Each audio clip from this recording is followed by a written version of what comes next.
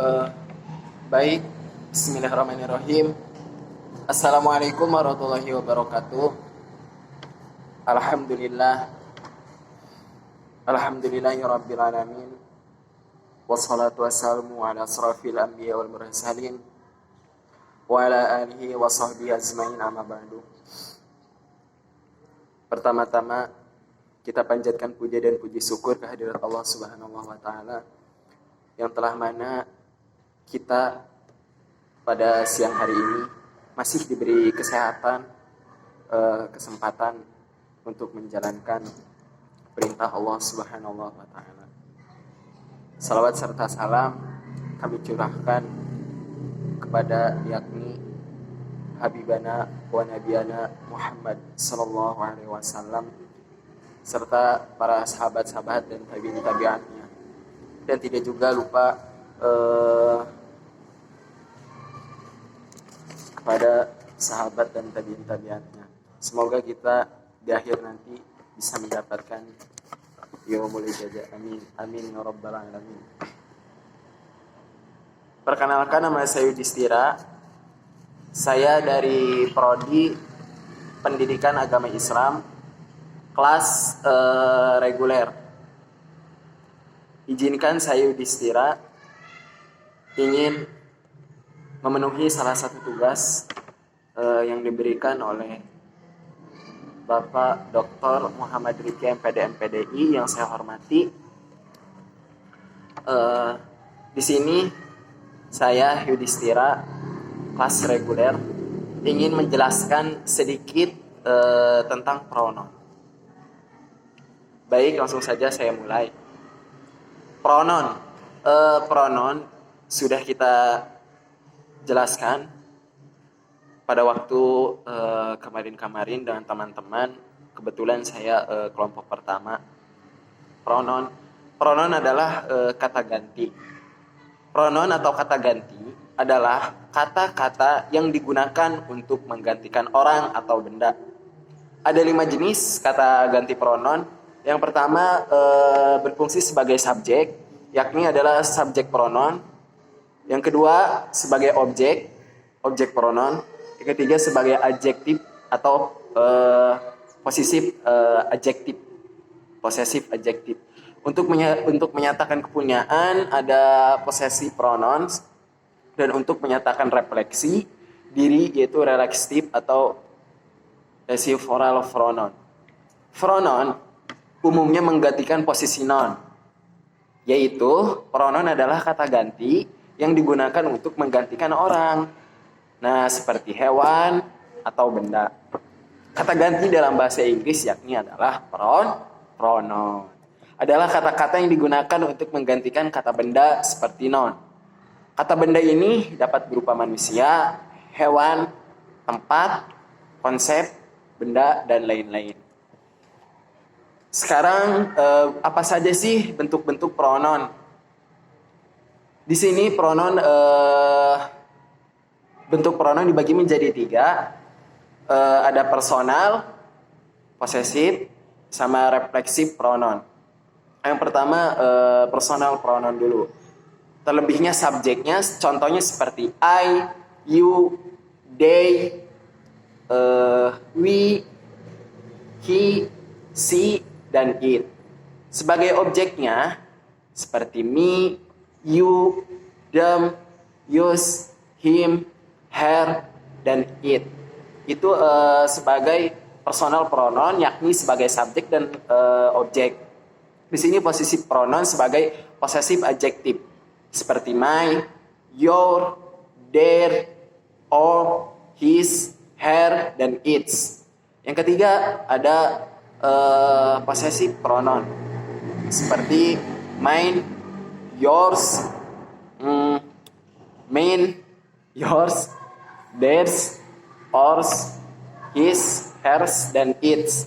Yang terakhir ada reflexive pronoun, yakni myself, yourself, themselves, ourselves, himself, herself, dan itself.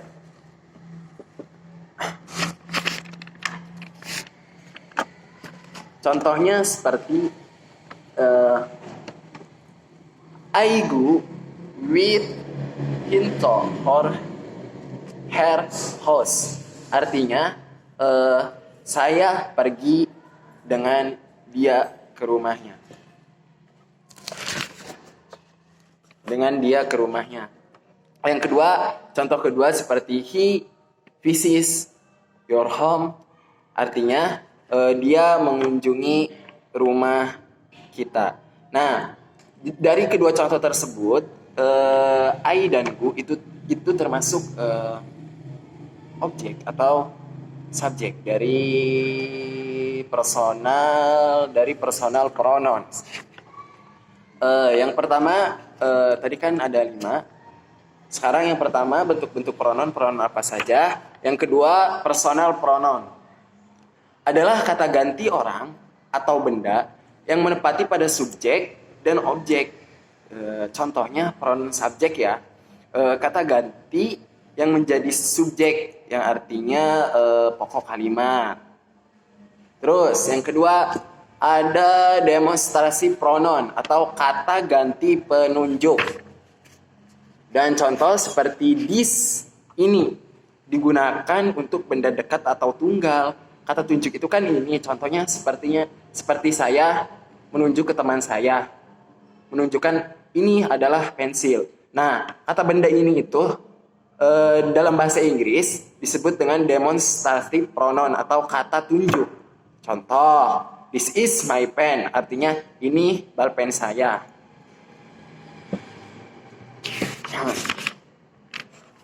Yang ketiga ada indefinite pronoun.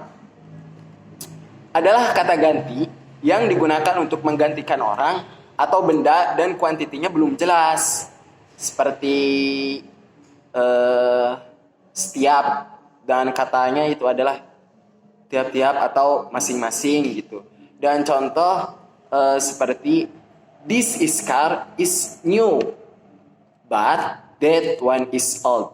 Artinya mobil ini baru tetapi yang satu ini sudah tua. Jadi identity pronoun itu kata yang digunakan untuk menggantikan orang atau benda dengan kuantiti yang belum jelas gitu, seperti sepanjang harinya.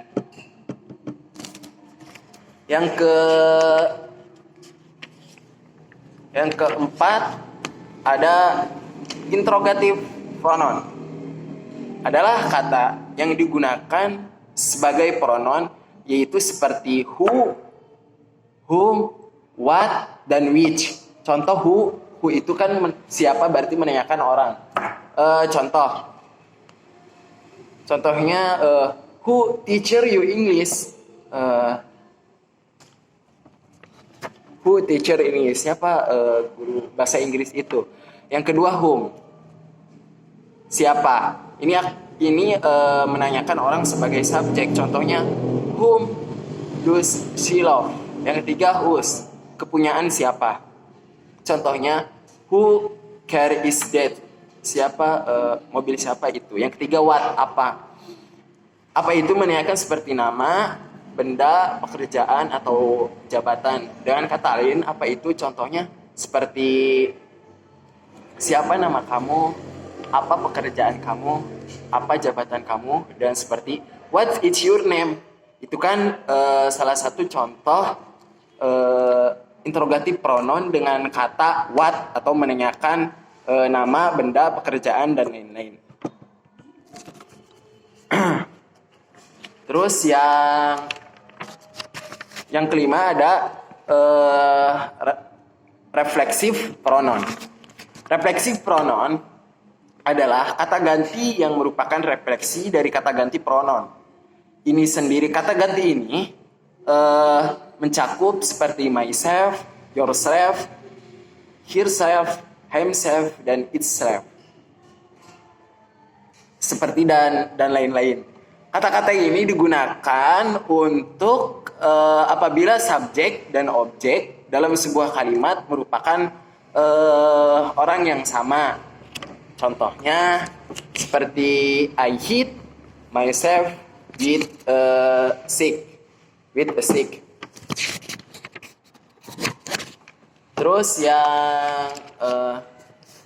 yang keenam itu ada possessive pronoun. Adalah kata ganti yang menunjukkan kepemilikan yang berasal dari personal pronoun. Jadi possessive pronoun ini kata untuk kepemilikan yang berasal dari personal pronoun yang tadi sudah dijelaskan yang pertama. Contoh, this is your work. Dengan digunakannya yang berasal dari pronouns menjadi this book is yours, yang berarti apakah buku itu punya kamu. Yang ketujuh, yang terakhir, reciprocal pronoun adalah kata ganti yang menunjukkan hubungan saling berinteraksi seperti each other, yaitu saling untuk dua orang atau benda. Seperti one another, saling untuk lebih dari dua orang atau benda. Contohnya, Tom and Eve looking. Yang terakhir, 8, relative pronoun. Relative pronoun adalah kata ganti yang mengacu pada noun. Yang berarti relative pronoun ini yang berada sebelumnya relative pronoun atau relative clauses atau adjective clauses. Yang berarti relative pronoun merupakan pronoun yang mengawali si adjective clause atau si relative clause.